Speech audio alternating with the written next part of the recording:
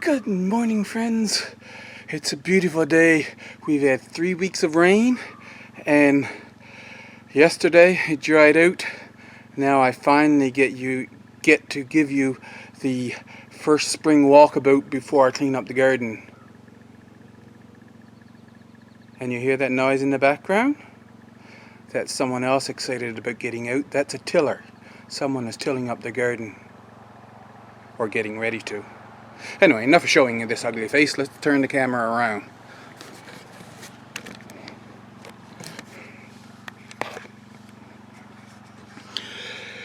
As I said a few weeks ago, it looked like I was going to get out to do some gardening, and then we had some more snow and 3 weeks of rain, and so I had time to sit around and think. I am going to grow my trees so far into pots, and until they get into either really big pots or I move them to their final location, I'm going to set them out right here. I'm going to put a fence around to keep the rabbits out, and the moose net don't come down there, so it's just the rabbits really I have to worry about, and whether the slugs get up into them. So that will be easy to take care of.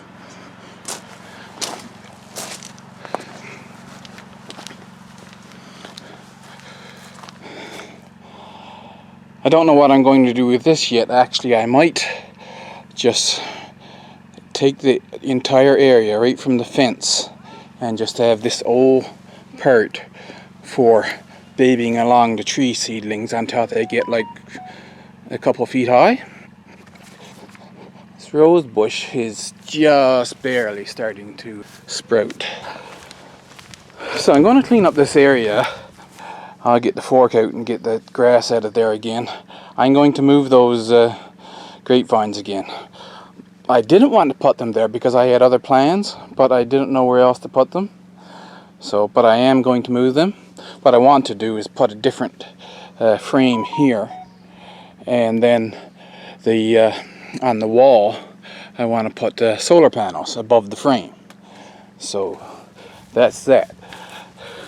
But you see now, it's of course just compost and grass not growing up through it. There are some things that survived winter, but that's for a later video. What I want to say is underneath this, you see in the fall,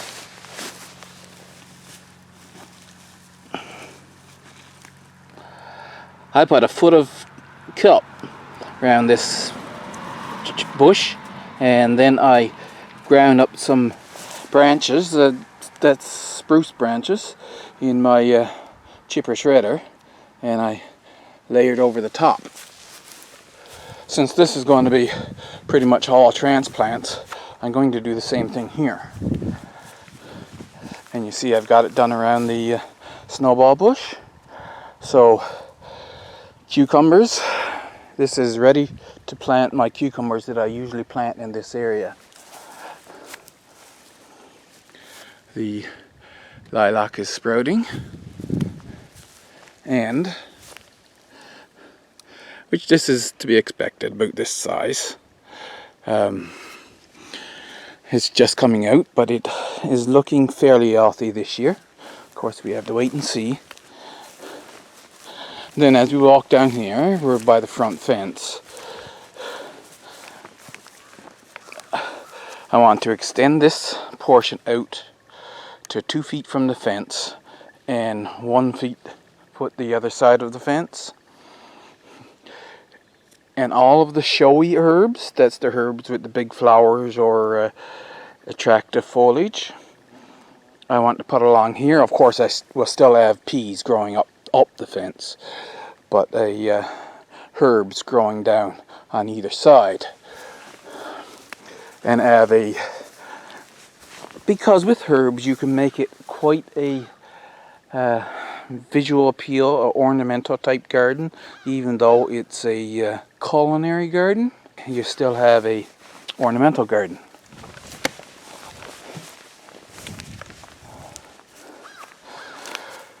I was told this was a climbing rose. I don't know why, but I am weaving it in and out of the fence here, and it is sprouting much more than the other rose up you've seen just earlier.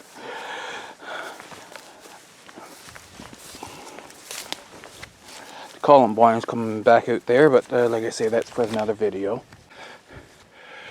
You see, here's the pine tree, and what I'm thinking is, if I can get a big enough hole, I'll put a one of the grapevines here, and then, like I say, it's bedrock right here, but if I can get a decent sized hole right here, I'll put another grapevine right here. The robins are back.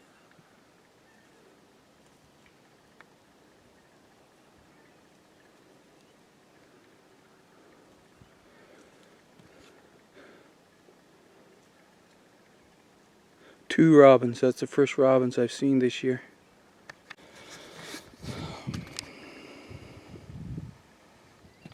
So continuing on, the red maple, you see this is what I did.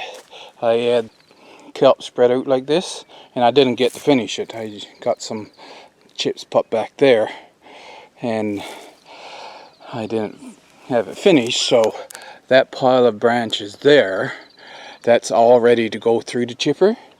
And so once I get the garden cleaned up, then I'll be finishing off this with the kelp out to the ditch and the wood chips on top.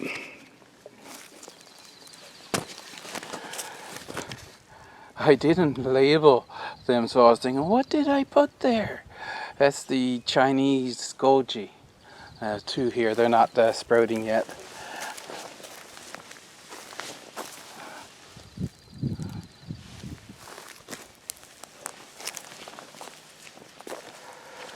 But of course, this is Romeo Cherry.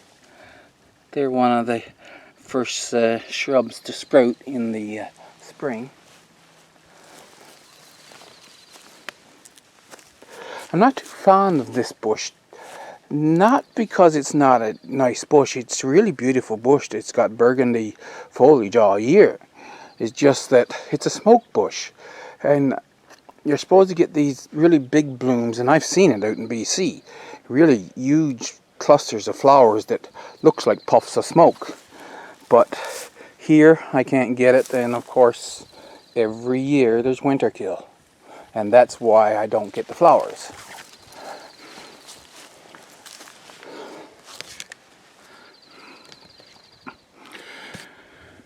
Those couple of trees are coming down. So we had the 3 weeks of rain, and I was sitting around with nothing to do. So I did up a garden plan. The snow was gone, so I could get out and measure things. And those, like I say, those 3 trees, they're coming down. And the brown dot here, that's the pole, the same pole that you see over right here. This is Juliet cherry. Maybe I should quickly go on by, because I will point out what's sprouting in the next video when I tell you about what survived the winter. This is an area to work on, starting a food forest, right? You have your tree set, and then you expand out from your trees in highlands until the highlands all meet together. That's how you do a food forest organically. This bed, there's not much growing in, and I don't know why. It's going to need some TLC. I'm going to square it off, and I may or may not. Yes, I think I will put a border around it. This is going to be a nice pond when I'm done. There's a bunch of leaves I'm going to scrape out of it now, but you see I get the dam down by the bridge there. And I'm going to have a beautiful pond there. And this pond I need to clean out, but I'm pleased with it. And it'll be a good habitat for toads once I get everything done. Thought I seen a bug there, but it's just a red pine needle or something. a little bit of a swing around here. So we've got our ponds there. We'll have 2 ponds, and the greenhouse eventually when I get around to actually turning it back into a greenhouse. The trail goes up there to the apple tree there, and a mulberry tree is planted over from it. Swing around, take care of all of this up to the well. So behind those birch trees will be just a natural forest for now coming over. So we'll maintain all of this area here, and then yeah, so about from that birch tree you see here, right here, over this way will be all maintained forest up to the next slope up. And here's the garden, which for the most part is quite a mess, but really when the sun comes out it looks alright. This I have to put raised beds because, as I've told you in previous videos,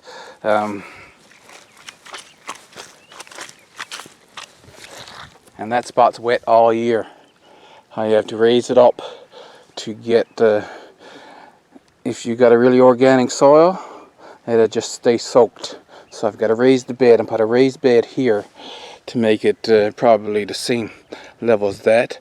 But on that garden plan, I made kind of a square area that you can see here.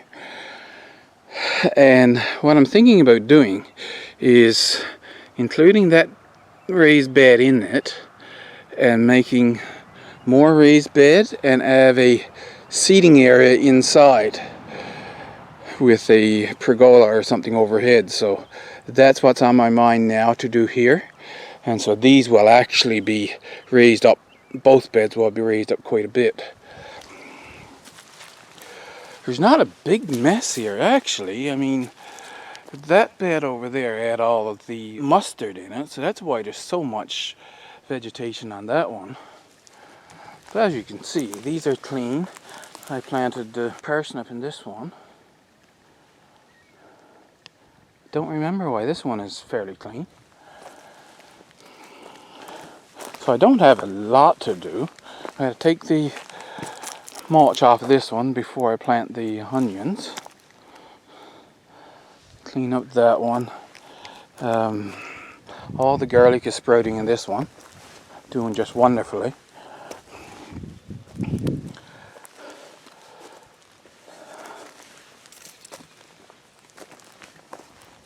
This one, these big plants are actually pineberry, and I'm going to move them down by the driveway.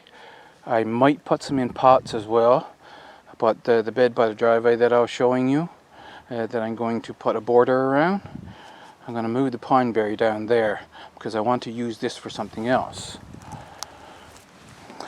And I was checking out, they said when you plant rhubarb, there's one every 18 inches or something like that.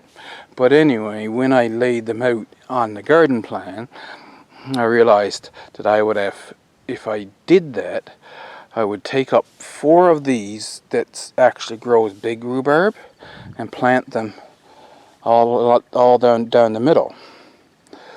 So I think I'm going to do that because the other plants, they just grow these spindly little things, and it's not the soil, it's got to be the type of plant. So I'll keep the large rhubarb in this bed, and then I'll move the spindly rhubarb, put it somewhere else out in the food forest. So you'd be going along the food forest and oh, there's rhubarb growing.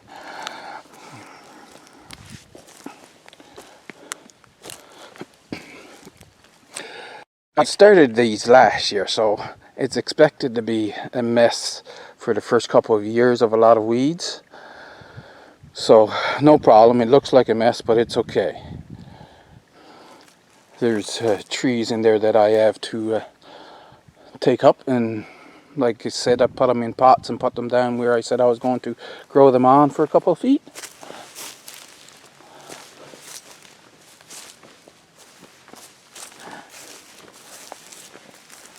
I'm hoping the asparagus grows here. I moved them up here last year, and they seem to do well after I moved them.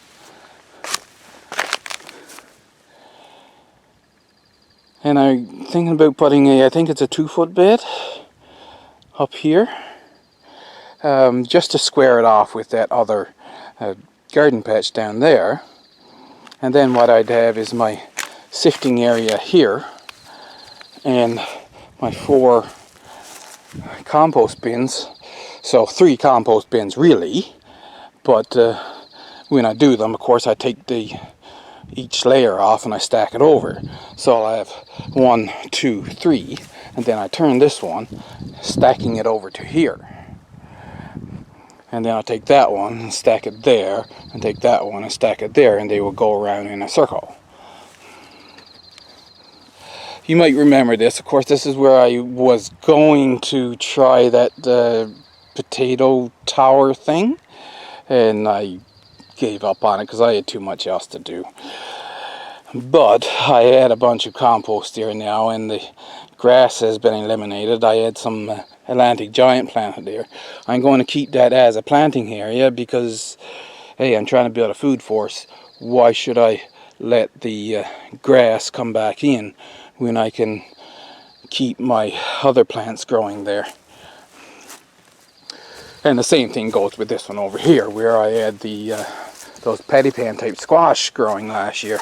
They did very well there, and why not use it as a planting area? I have to do TLC with all those. See, all of these shrubs now this year will be taken care of with the grass removed and the appropriate areas with mulch and maybe some herbs put around them.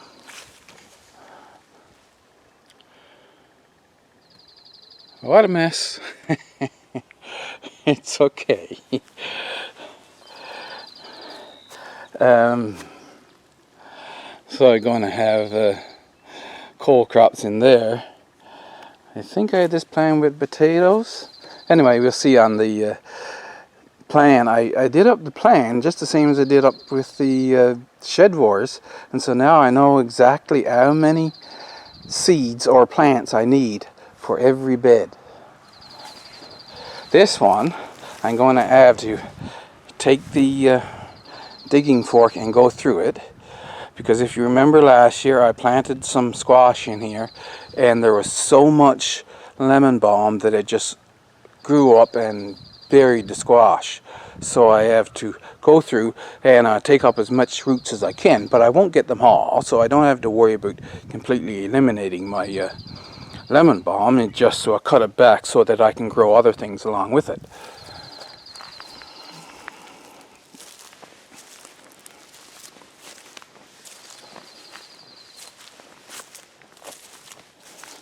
We'll talk about herbs in either the next video or the video afterwards. I don't know yet. You see, I've got the compost kelp put down here. The kelp is going to stay there. I'm going to cover it in wood chips, and I'm going to put potatoes right down through it.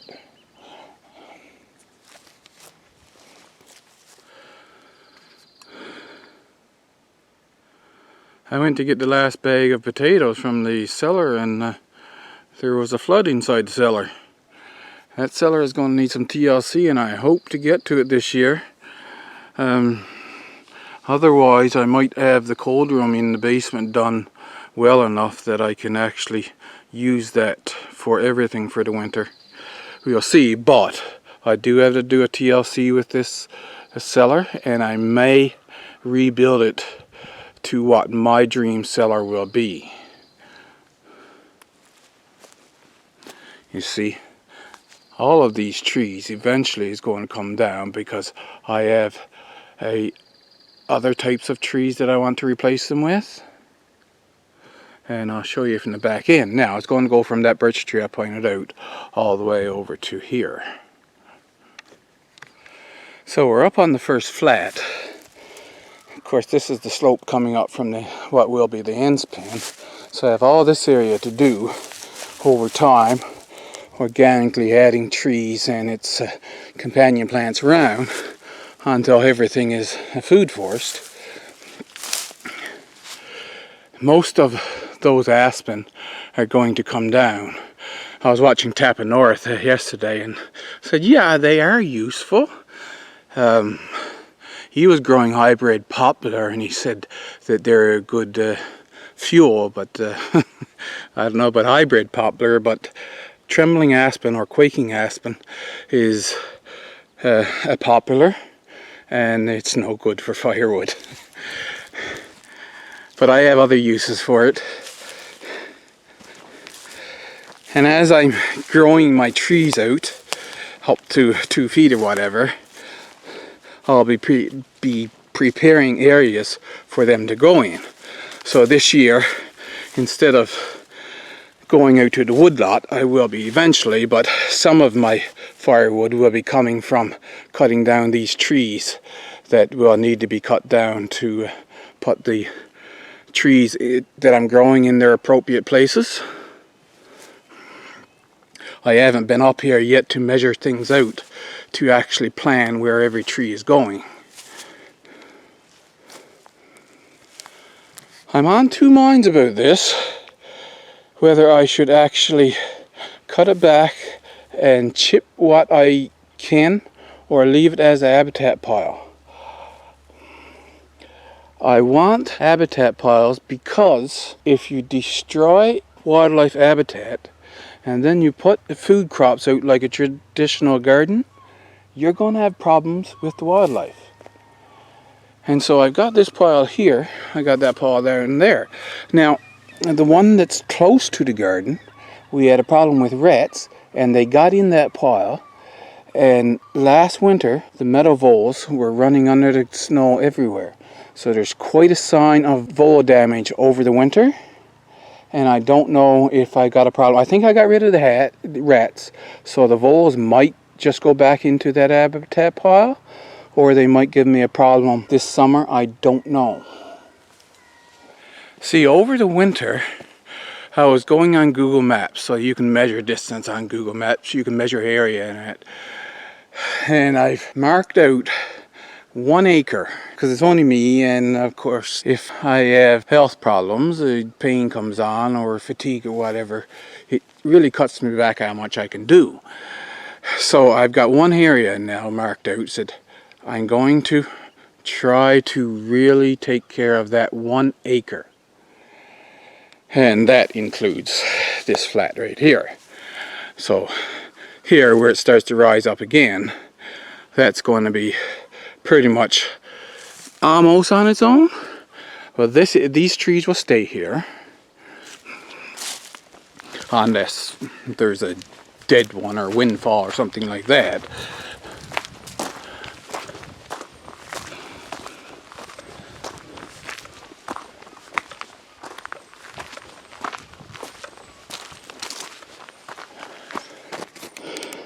And then we're coming up here, as this area is fairly cleared. If I leave it, it will just grow up into a forest fairly quickly, because you can see how many seedlings are growing here now.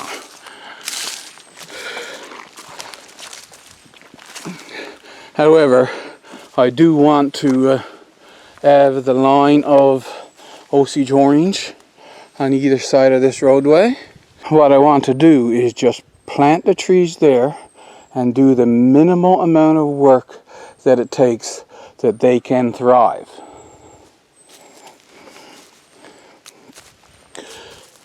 And black mulberry. The red mulberry, I was thinking of putting some of them on that flat that I'm going to be taking care of. And the black mulberry I'll put up here. I don't think mulberry will need much care, just basically keep the rabbits away and any large vegetation from overgrowing them. And once they get going, I think they'll just take right off and you won't have to worry about them.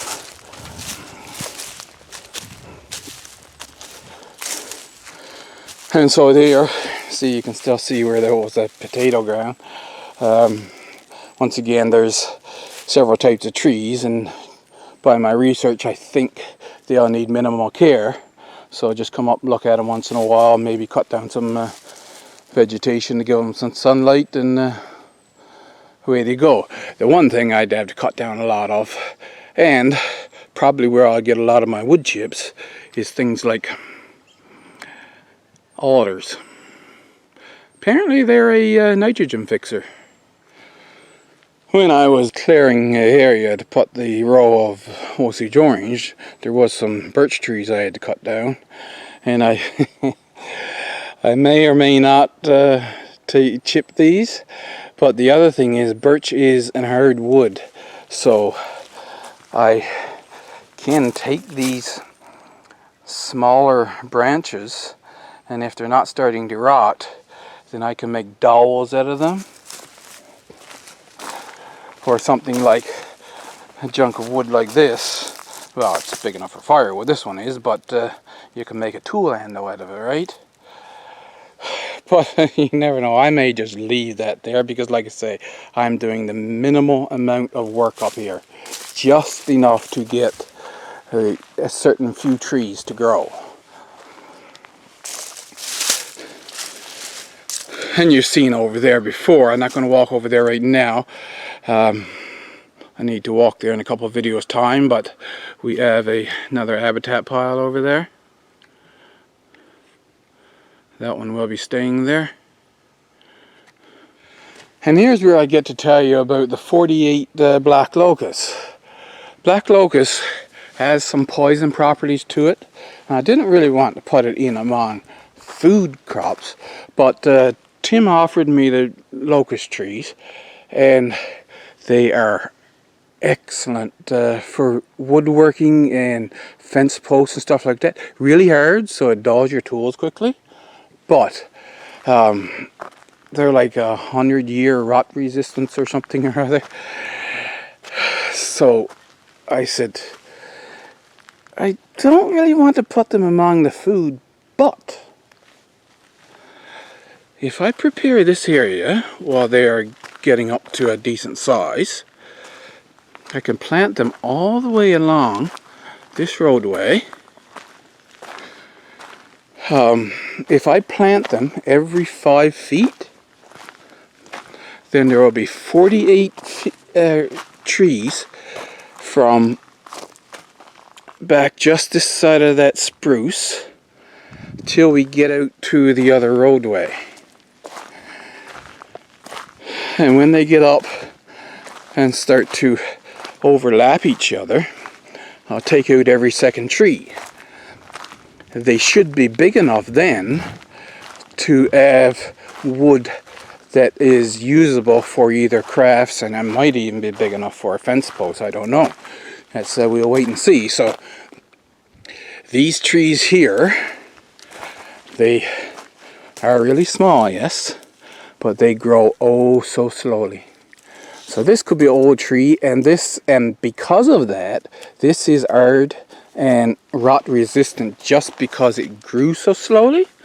It's a black spruce, so technically if it grew faster, it wouldn't be rot resistant, but because the rings are so close together, it makes it a harder wood.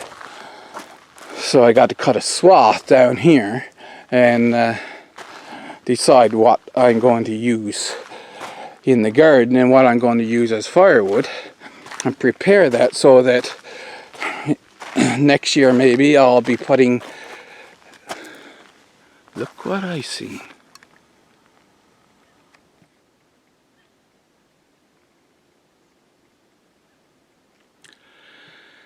That's a pussy willow.